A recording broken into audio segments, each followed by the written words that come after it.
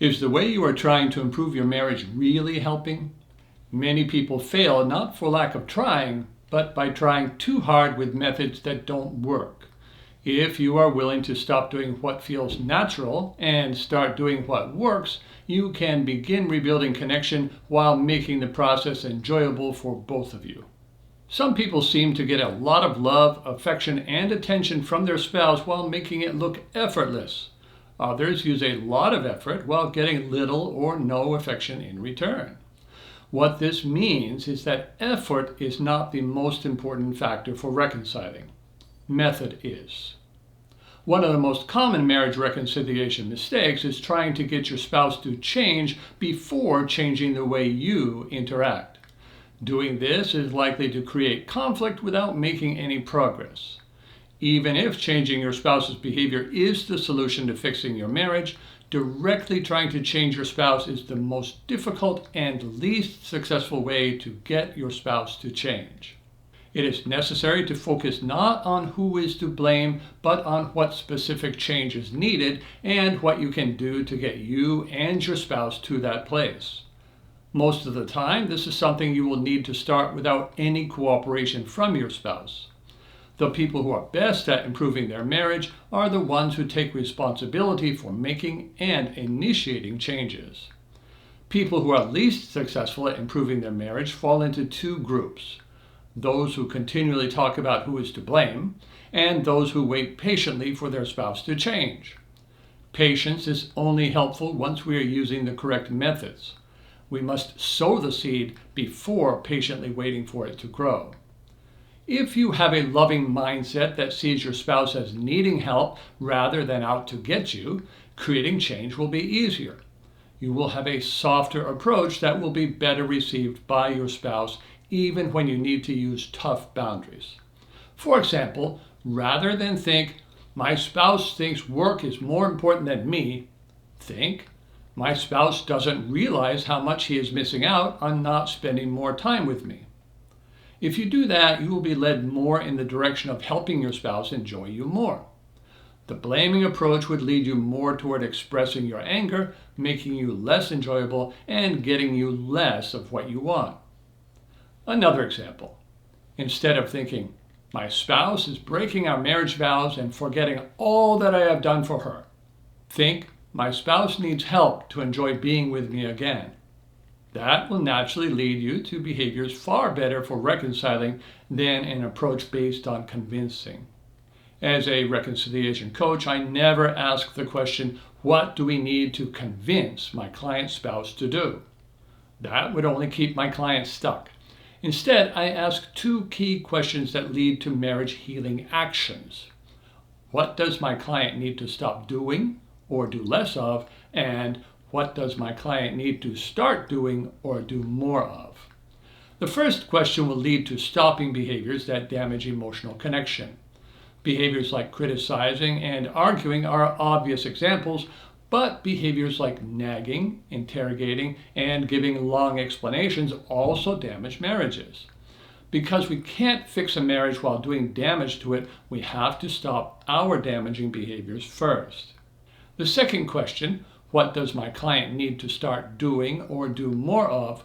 will lead to behaviors like validation, becoming more desirable, and using good boundaries. It is the combination of these two processes, eliminating damaging behavior while starting on improving constructive behaviors, that improve and reconcile marriage. Making these self-changes does not lead to overnight marriage improvement or reconciliation, but taking a gradual and consistent approach checks off 3 boxes necessary for reconciling. 1. Helping your spouse to feel comfortable with you. 2. Helping your spouse desire to be with you more often. And 3. Stopping any damaging behavior your spouse is doing. As I said before, many unsuccessful people go directly to step 3, stopping any damaging behavior your spouse is doing. That fails unless your spouse already feels comfortable being together and already finds you desirable. My client Mary Ann felt frustrated and angry with her husband's critical and controlling behavior toward her and the children. They often fought about this with no improvement. I let Mary Ann know that her two good choices were either to separate from her husband or to follow the three-step approach that I outlined for you. The most important consideration in deciding wasn't whether Mary Ann wanted to separate or not, it was her ability to follow the three-step approach. If she could not bring herself to help her husband enjoy their marriage more before using boundaries, then she would either need to separate or stay stuck in a cold and conflicted marriage. While most clients believe they can follow the three-step approach, we really don't know until we try it. If you find that despite your best efforts, you are too angry or undisciplined to work on your behaviors first, then separation, divorce, or a continued distant marriage are your remaining options. It is possible to reconcile after separation, and sometimes that is the best choice we have. Repeatedly talking about your marriage problems on your own or in marriage counseling is not going to create the required change. Talking about problems leads to clarification and understanding, but it doesn't create change. Once we have clarification of what the problem is, we then need to take action that leads to improvement. When our spouse wants the same improvements, then we can work together. If not, then we need to create the positive change and allow time for our spouse to adjust to it. If you feel stuck in a current marriage crisis, you are either using methods that don't work or you're using no method at all. You must determine which it is and use effective methods in order to have improvement.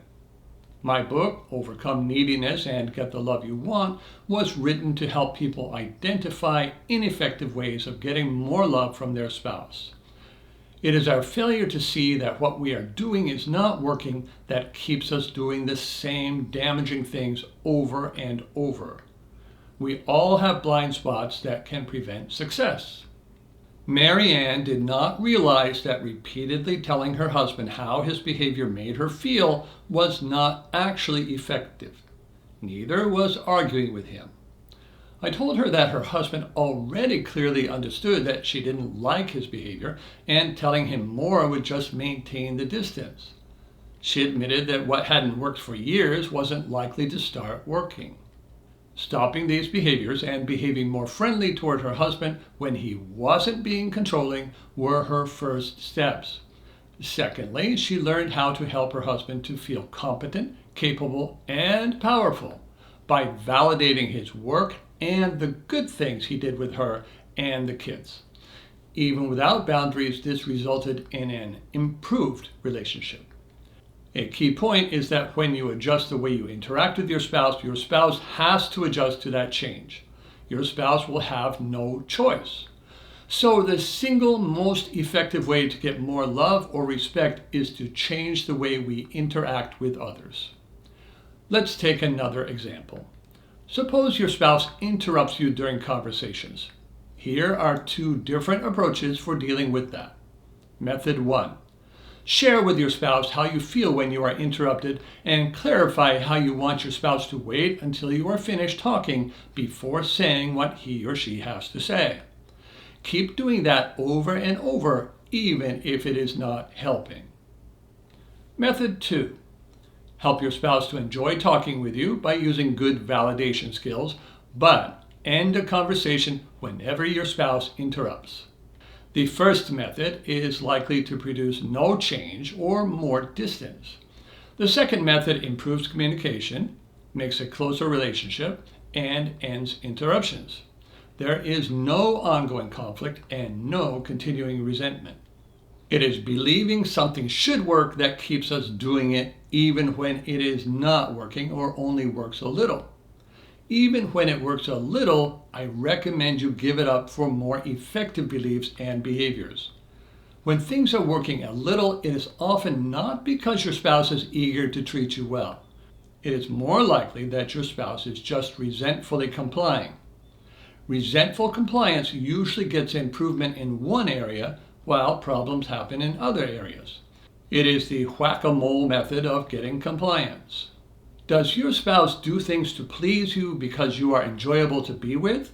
Or does your spouse do things just to keep you from getting upset?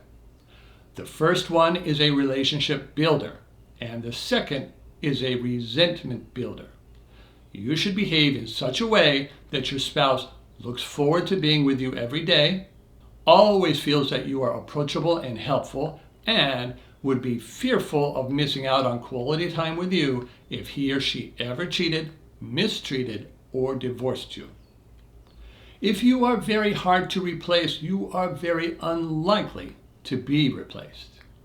Let's do a quick check just to see if you have any of the common false beliefs that prevent most people from improving their marriage or reconciling.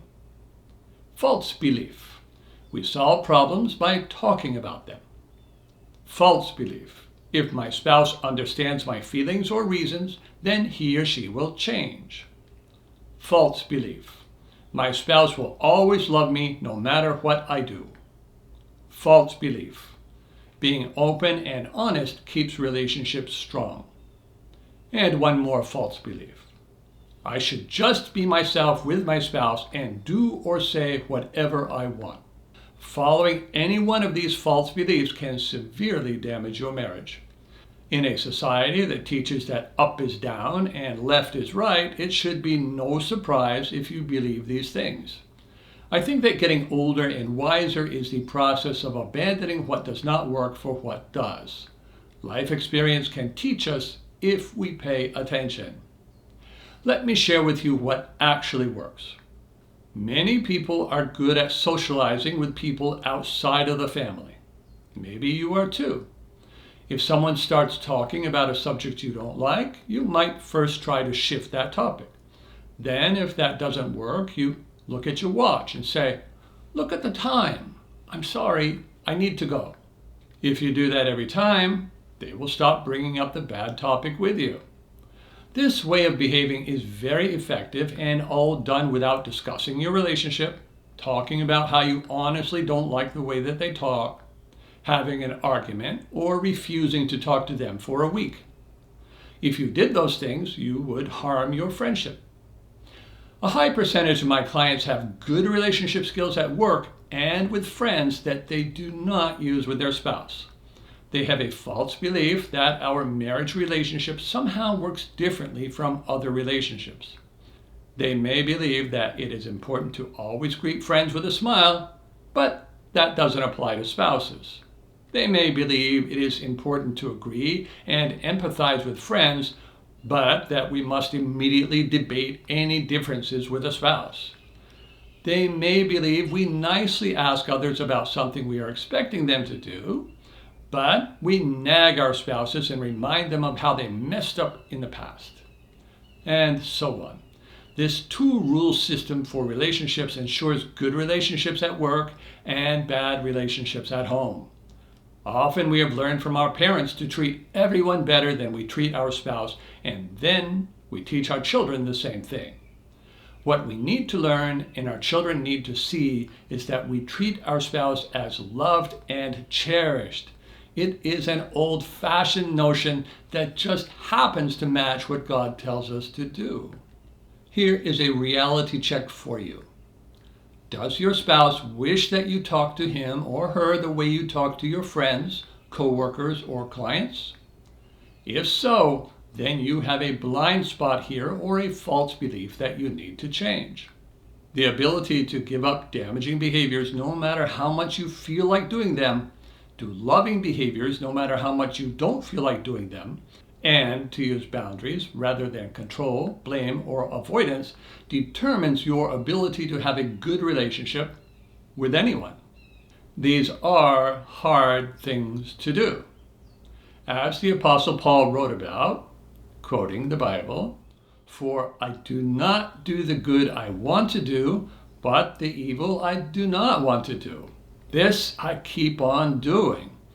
Now, if I do what I do not want to do, it is no longer I who do it, but it is sin living in me that does it. So, I find this law at work. Although I want to do good, evil is right there with me. For in my inner being I delight in God's law, but I see another law at work in me, waging war against the law of my mind and making me a prisoner of the law of sin at work within me. That's from Romans chapter 7, verses 15 to 19 of the NIV. Fighting these urges to do the wrong thing is possible because the Holy Spirit will help us to love others as well as our spouse when we ask God to help us.